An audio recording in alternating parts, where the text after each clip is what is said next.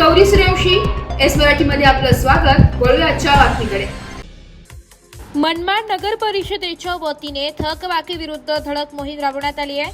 मालमत्ता धारकांची नळ बंद करण्यात आले. पाणीपट्टी गाळे भाडेधारक यांना जप्तीचे नोटीस बजावण्यात आले.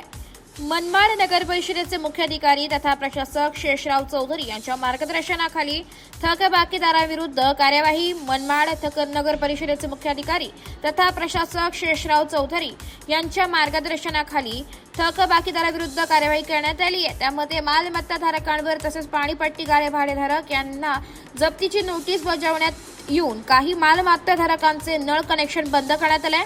तसेच जे थकबाकीदार आपल्याकडील बाकी भरणार नाही त्यांचे नाव न्यूजपेपर जाहीररित्या डिजिटल बॉर्डरवर प्रसिद्ध करण्यात येणार असून होणाऱ्या परिणामास मालमत्ताधारक स्वतः जबाबदार राहतील याची नोंद घ्यायची आहे.